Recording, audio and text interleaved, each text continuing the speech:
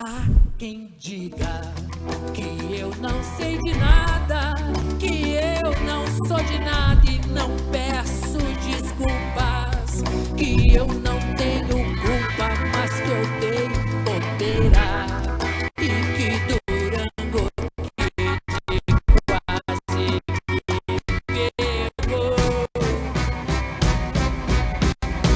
Eu quero é botar meu bloco na rua, xingar pra dar e vender.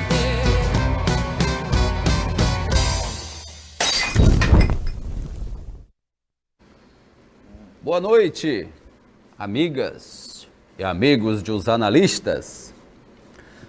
Eu ia começar o programa de hoje falando do tema de hoje. Não se fala noutra coisa.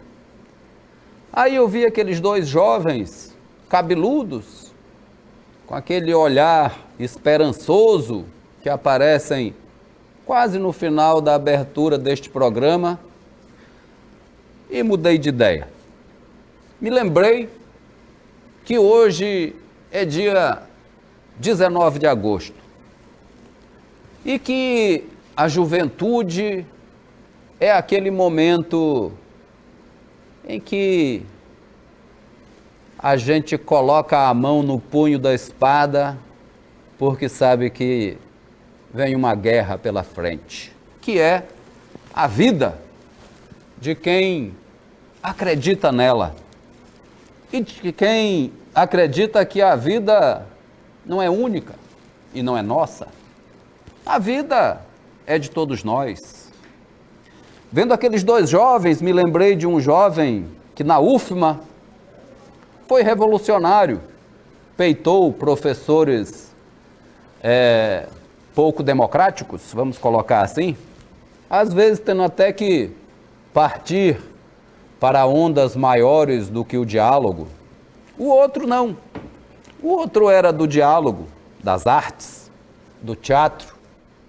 E, justamente neste período de UFMA, talvez inspirado pelo dia 19 de agosto, começou ali e continuou por 25, 30 anos no mundo da fotografia. Hoje é dia 19 de agosto, consagrado como o Dia Mundial da Fotografia.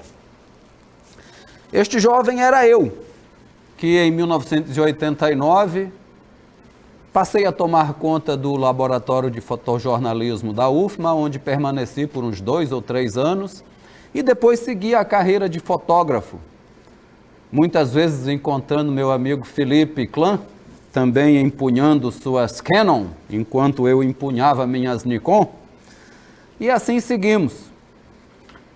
E por que motivo falar disso nos analistas? Porque a fotografia é um dos elementos mais políticos do século XX.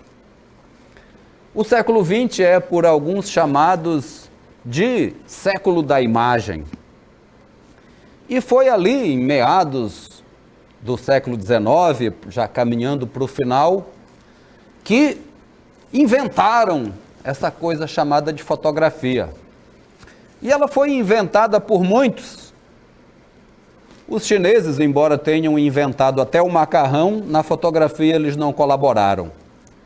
Mas um sujeito chamado Louis Daguerre, lá em Paris, foi um dos pais da fotografia.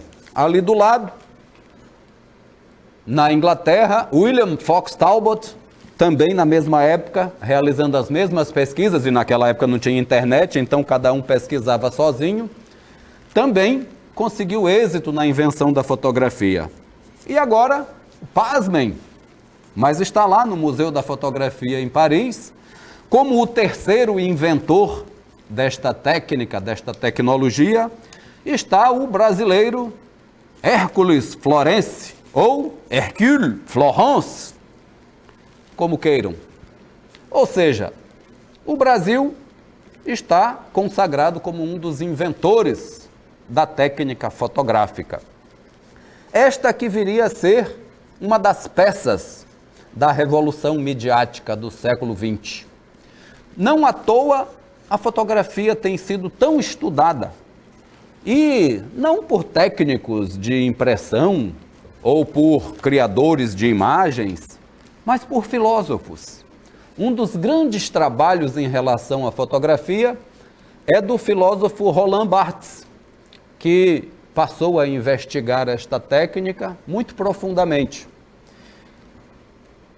O dia 19 de agosto também é consagrado como o dia do artista de teatro. Então, talvez nessa mesa alguém mereça parabéns 2 vezes.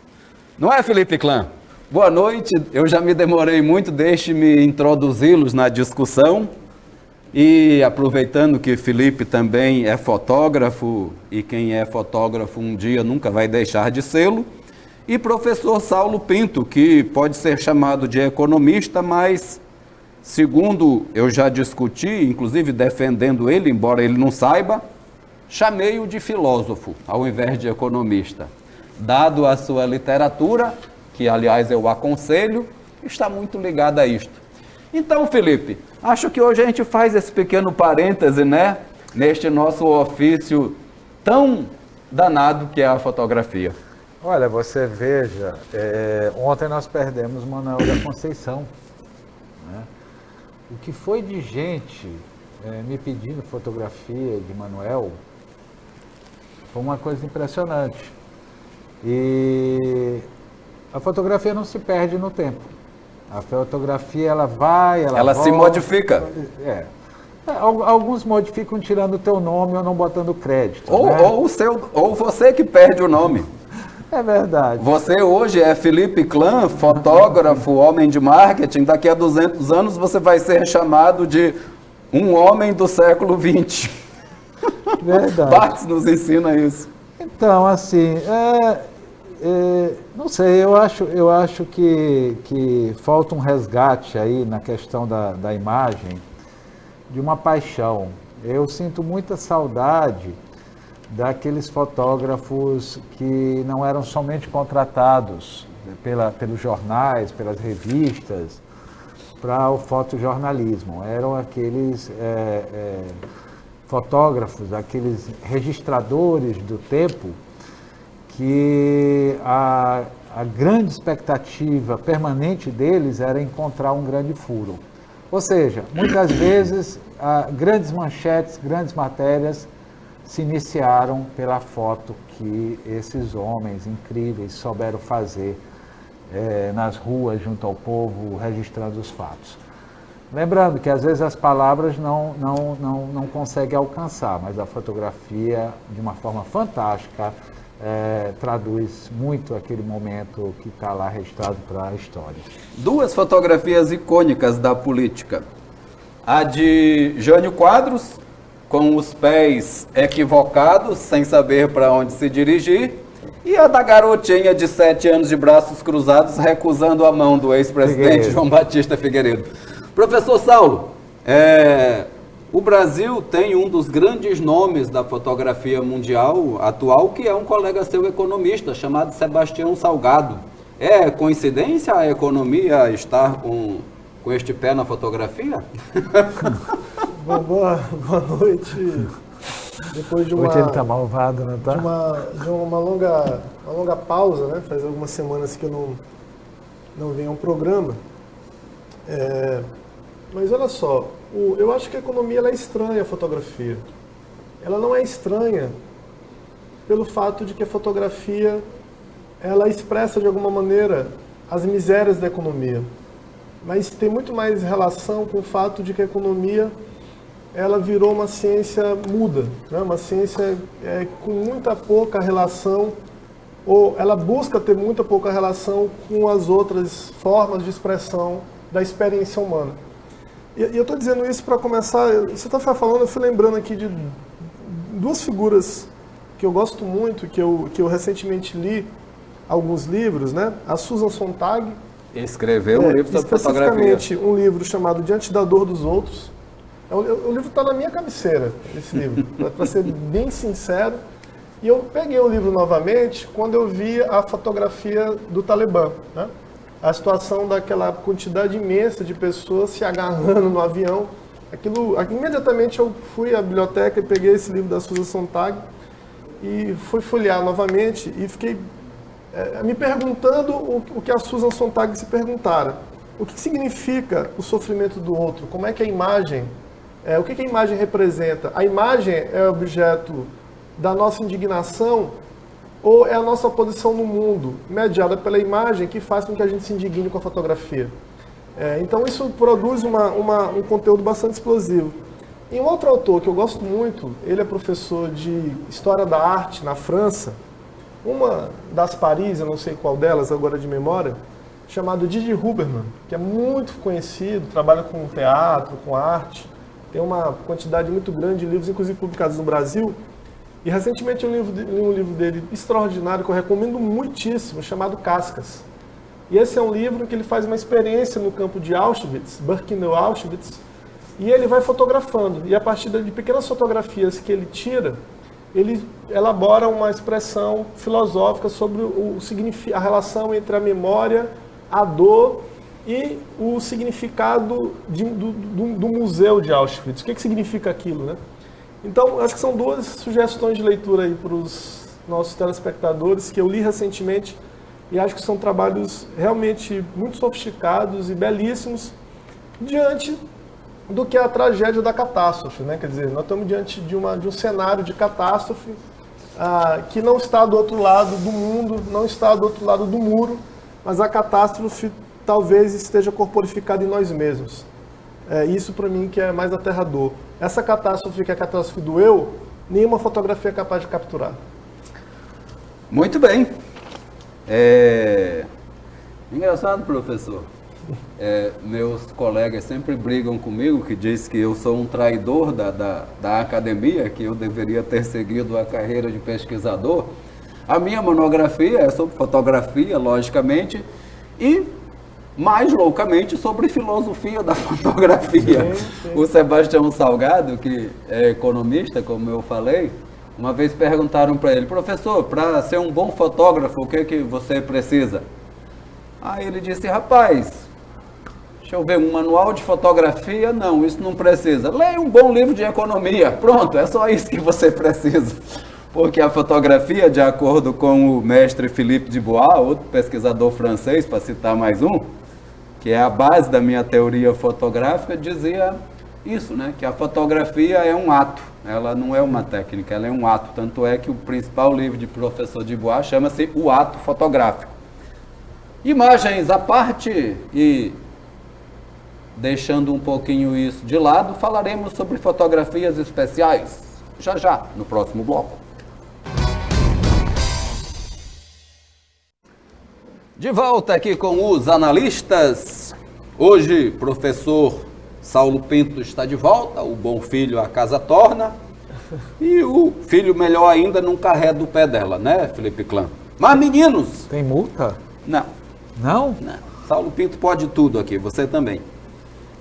Lula no Maranhão.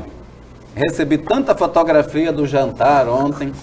Era deputado pra cá, Saulo. Agora eu vou contar uma coisa para vocês. Vocês não acreditam. O deputado Pará Figueiredo apareceu e foi no jantar. Não acredito. Ah, tava lá. Rapaz. Tava lá.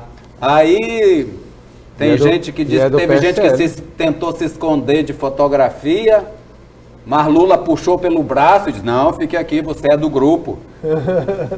E aí, Felipe, quais foram as fofocas que tu ouviste do jantar dado ontem pelo governador Flávio Dino para o ex-presidente Lula e convidados? Entre eles, deputados estaduais, federais, secretários de Estado.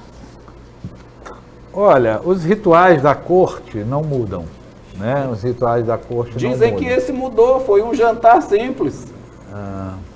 Foi? Eu ouvi falar. Com aquele cardápio.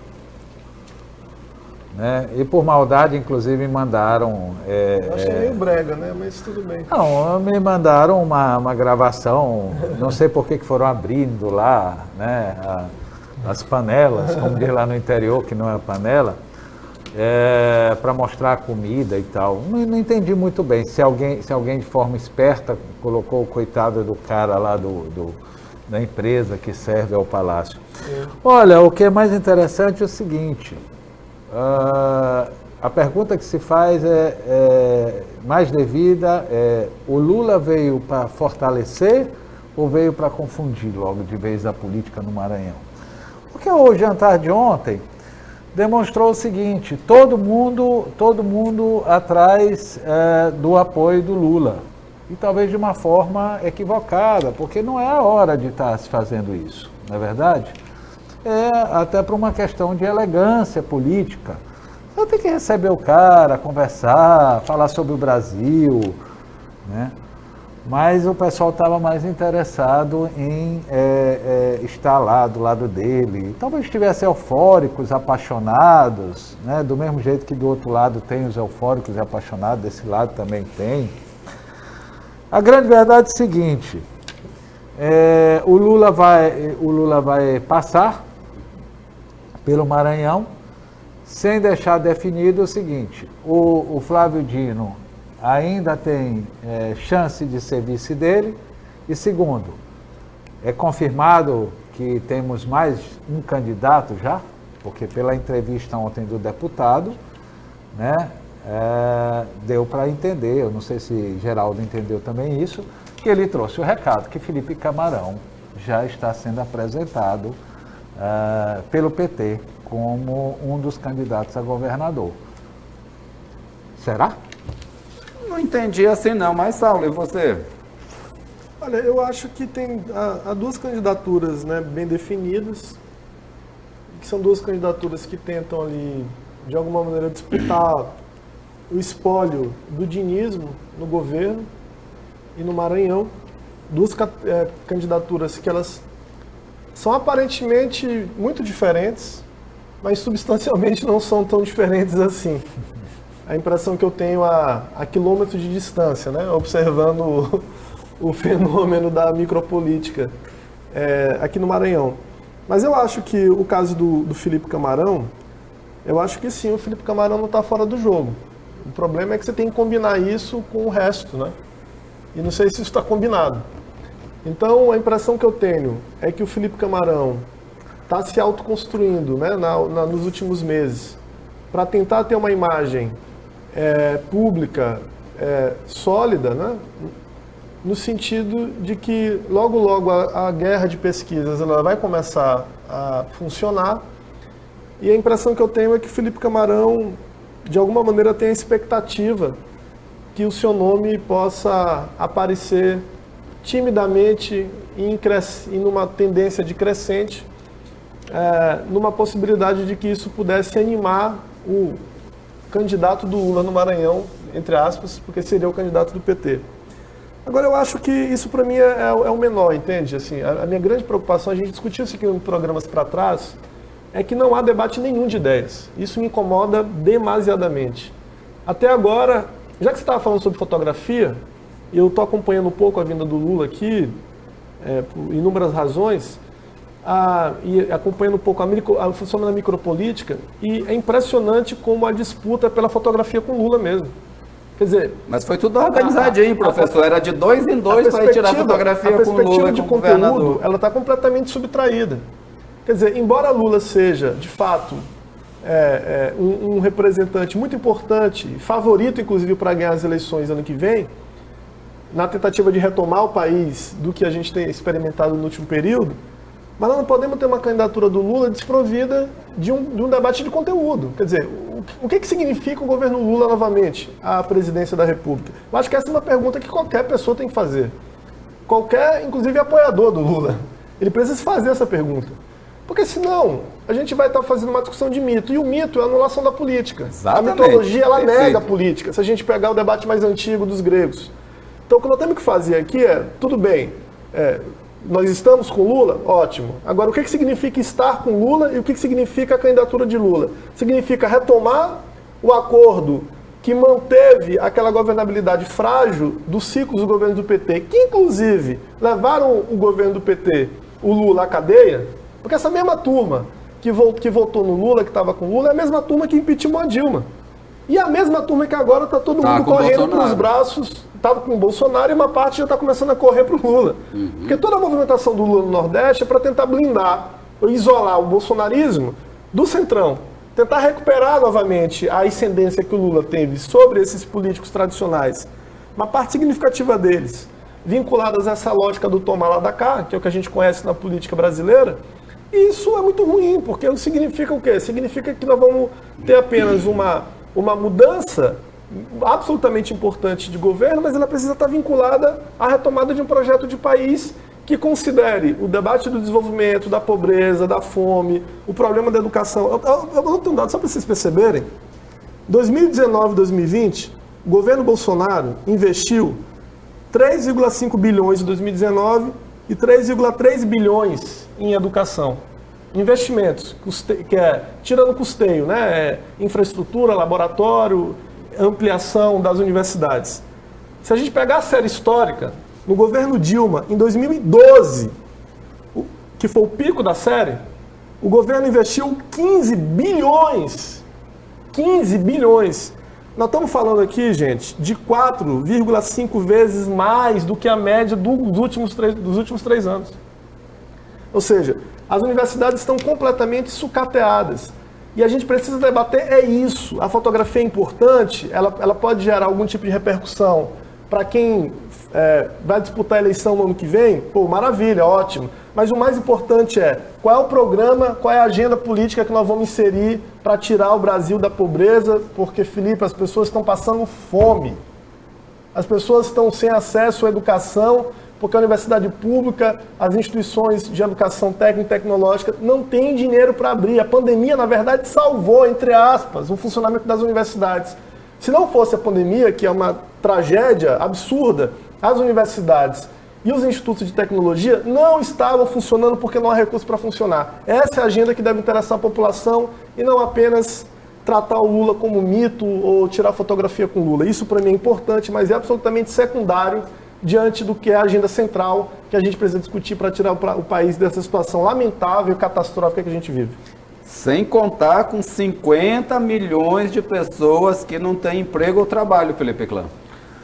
Pois é, esse é o dado, né? Porque o número é esse, não é outro número. E lembrando, professor, o seguinte, que a fome sempre existiu num país rico como o nosso, um país que todo mundo diz que é o celeiro do mundo, né? Outros dizem que é celeiro dos porcos, né? Que é grão, que vai para alimentar os porcos lá da Europa, da China e tal.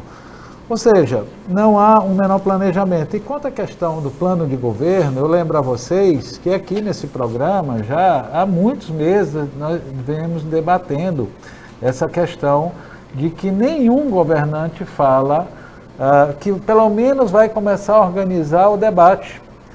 Eu recordo a vocês que o Flávio Dino chegou com uma estratégia muito inteligente, né, eu acompanhei muito isso de perto, que foi o diálogos. Ou seja, de vez ele está indo discutir o Maranhão, né, politicamente, não, ele foi discutir o Maranhão com os movimentos. E andou pelo Maranhão, se tornou realmente conhecido,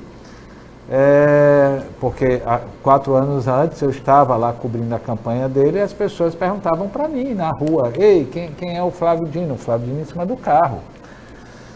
Por quê? Porque não era conhecido, porque a máquina de governo, né, era muito forte em torno da imagem da Rosiana, era um negócio impressionante.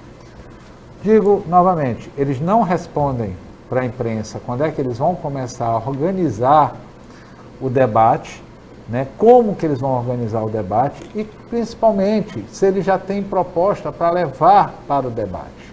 Ou será que eles vão esperar que alguém acredite que eles vão pegar as ideias das pessoas e vão usar no governo dele? Isso não existe. Mais uma paradinha, voltamos já já. De volta com os analistas desta quinta-feira. Felipe, professor Saulo Pinto aqui lembrou uma coisa que eu acho importantíssima. Desde que a política virou marketing, em que o político não precisa mais ter talentos na política, ou não precisa mais ter consciência de Estado, Basta ter dinheiro para contratar um grande marqueteiro, uma grande produtora para fazer a sua campanha e construir a sua imagem, que com dinheiro e técnicos ele chega lá.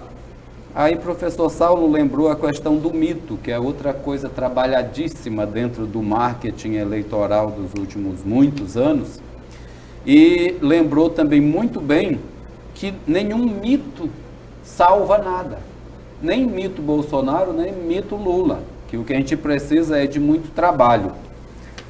Professor Saulo lembrou bem aqui também que o que se precisa é apontar direções, proposições de como tirar o nosso país deste caos que tem vivido nos últimos 5, 6 anos.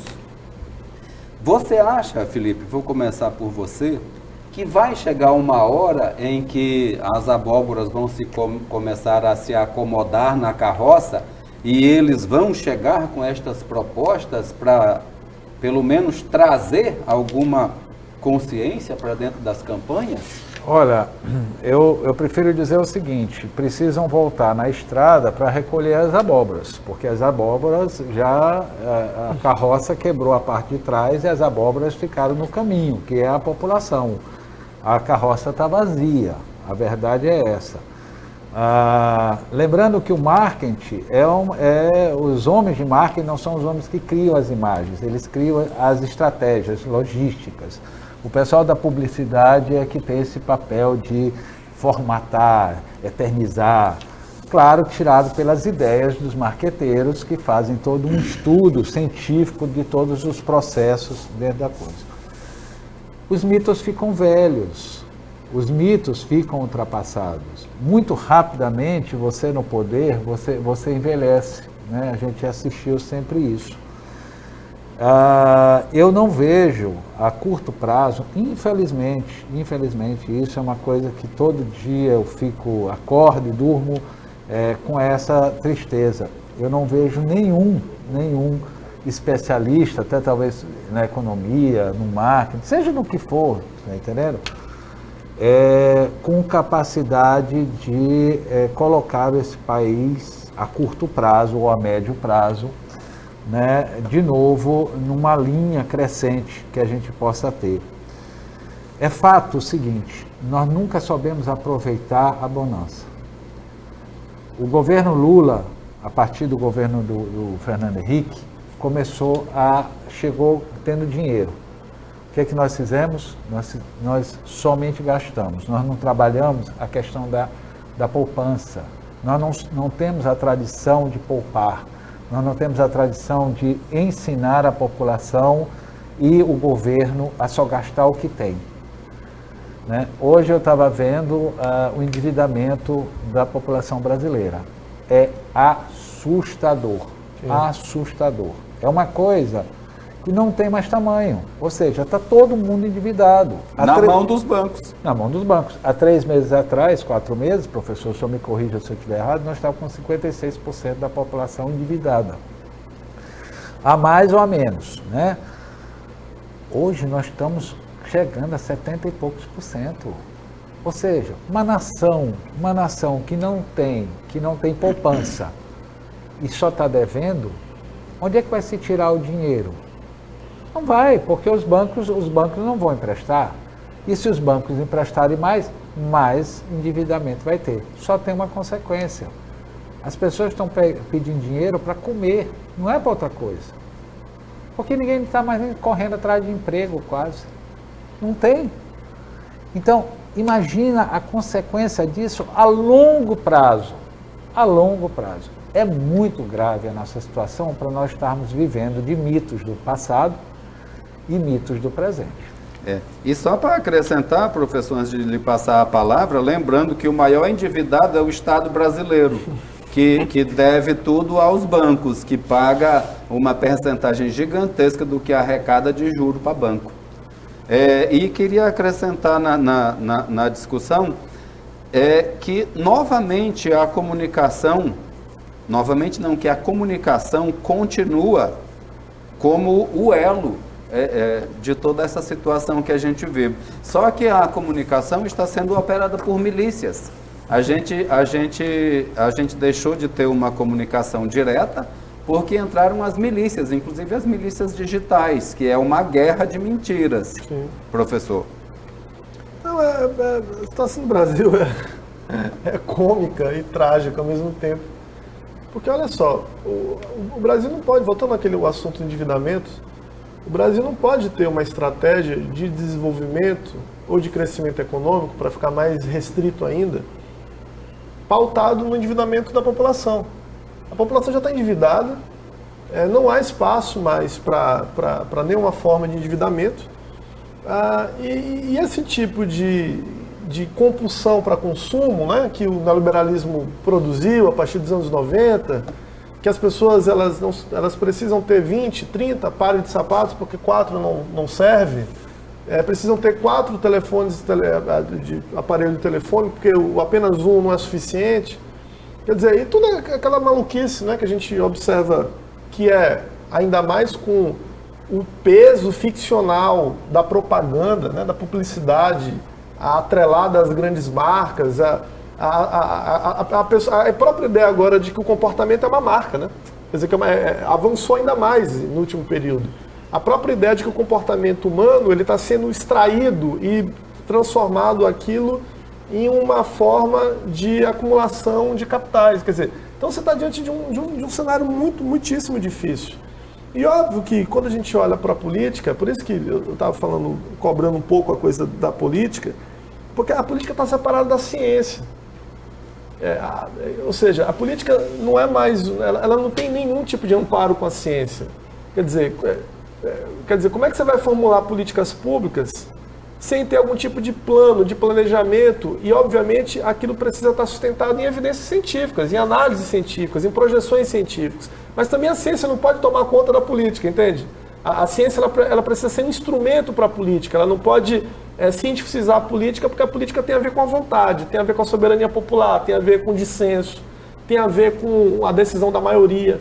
Mas o que a gente vê na política brasileira é tudo o contrário.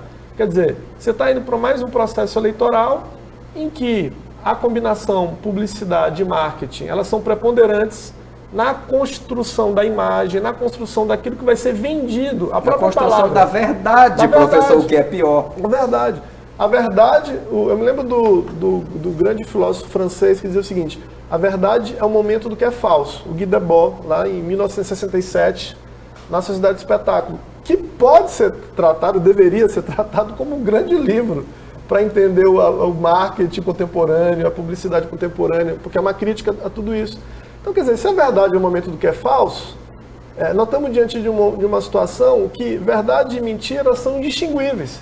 Então, os políticos eles podem falar qualquer coisa se estiver bem montada, bem estruturada, bem organizada, e ponto. A coisa fica pulverizada, porque agora a verdade é aquela que eu acredito. Tem a ver mais com a crença do que com fatos.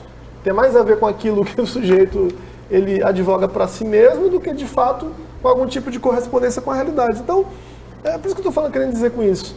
Quer dizer, com o agigantamento das redes sociais, a política se complexificou mais ainda. Ao contrário do que se imaginava, que o capitalismo digital, né, com as redes sociais, elas permitiriam a plena comunicabilidade entre os sujeitos, a formação de um sistema comunicacional transparente. O que as redes sociais fizeram, e o capitalismo digital se utilizou disso, é obstruir completamente a própria possibilidade de diálogo. Porque pensa só, Felipe, se todo mundo fala, ninguém está falando. Se todo mundo elabora ruído, significa que nós estamos diante de um silêncio. Mas que tipo de silêncio é? Um silêncio que é uma gritaria tamanha, que ninguém consegue nem escutar, nem falar, nem o tempo para imersão, nem muito menos o tempo para reflexão e para o diálogo. Porque a política desde os gregos é diálogo, é contraposição, é formação de síntese. E com o tipo de formação que a gente tem hoje, que é uma polarização meramente formal, não é uma polarização verdadeira, substantiva, como a gente pode pegar no mundo antigo, na ideia da política dos gregos, o que nós vamos ter é simplesmente uma circulação de ruídos indefinida, e por isso a gente está numa situação como essa, em que a perversão da fotografia, a perversão da imagem, a perversão do que significa a verdade, tudo isso é pervertido em nome de uma razão absolutamente estranha aos interesses da maioria. e é o rolo compressor. O resultado é absolutamente previsível.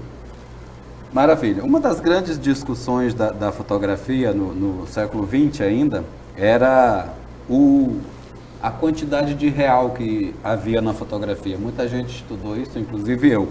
E uma das conclusões, eu não me lembro qual dos filósofos chegou, é que a fotografia de fato representa um real. Só não se sabe a que real é esse. E hoje em dia, passados muitos anos, a gente já sabe que a fotografia constrói realidades. Aquilo que está lá é uma realidade intrínseca da fotografia, mas não tem um correspondente real no meio.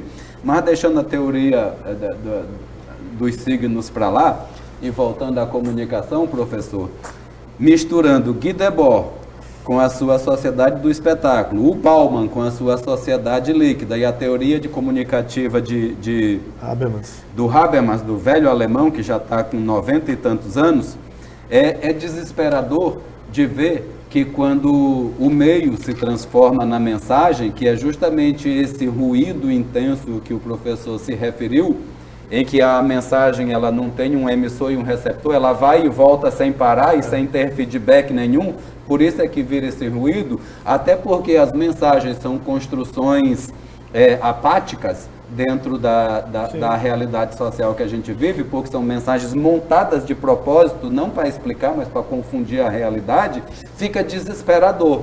Quem vai organizar isso? Essa é a questão que a gente pode deixar aqui para o próximo programa. Eu vou até parar aqui o meu discurso, porque eu não posso me empolgar. Então, Felipe, suas considerações finais. Não, volto a fazer a coisa mais simples, né? Estamos vivendo na falta. Ou seja, até o fato político... Na fartura, né, Felipe? Farta carne, farta gasolina, farta tudo. A presença ou não de Lula, de Bolsonaro, de não sei o quê, ainda para a população, professor, para a população, não mexeu com ninguém. Porque não tem mais como mexer, não tem mais o que comove. Mais do que a população, mais do que nós estamos vivendo, não existe. Ou seja, talvez esses senhores consigam entender que eles podem ter surpresas na próxima eleição. Ou seja, é tirar um pelo substituto do outro? Essa é a pergunta. Salve, considerações finais. Bom, eu acho que a gente tem um desafio muito grande, não é? Esse ano, até 2022... há muita selva para ser desbravada, para usar Não desmatando, né, professor? Sem desmatar. Para ser desbravada. Isso. Conhecer o seu interior, as sutilezas e os perigos, que a política é um pouco isso, né? É um campo absolutamente perigoso. Então, eu tenho muitas dúvidas, Felipe, se em 2022 nós vamos ter surpresas nas eleições. Eu, na verdade, estou tentando olhar um pouco os mapas de composição e como a coisa está organizada. Isso vai depender muito também do que o Senado decidir, né? Se tem aplicabilidade ou não ainda para as próximas eleições, no que diz respeito se as coligações vão voltar, se não vão voltar, como é que a coisa vai ficar. Mas isso altera as regras do jogo. Mas eu acho muito difícil que a gente tenha uma renovação plena, significativa no processo eleitoral do ano que vem. Então, acho que nosso desafio da análise, do jornalismo, da ciência política e de todo mundo que se interessa pela democracia é não só ficar atento, participar e, evidentemente, cobrar daqueles que hoje se apresentam como alternativa. Eu acho que não dá para passar cheque em branco, como se diz no senso comum. Muito bem. É tanta fala, tanta referência, gente. Aí alguém falou em selva. Eu me lembrei de uma grande obra da humanidade. Sim, a humanidade produz grandes obras. Uma obra que no começo chamava-se A Comédia e hoje em dia é conhecida como A Divina Comédia, que é composta de 3 livros: Inferno, Purgatório e Paraíso. O primeiro deles é o Inferno. E o comecinho dele diz assim: a meio caminhar desta nossa vida, encontrava-me eu em uma selva selvagem. Aí eu me lembro de um grande compositor e maestro que dizia: Será que a música tem que ser sempre assim, da capo, ou seja, do começo? Nós precisamos eternamente ficar desbravando selvas? Por que nós não criamos uma política de Estado de forma que as políticas de governo não interfiram no nosso crescimento? E é por isso que eu encerro o programa de hoje com o meu velho convite de força, coragem e inspiração. Vamos construir uma nação? Até amanhã. Que eu não sei de nada, que eu não sou de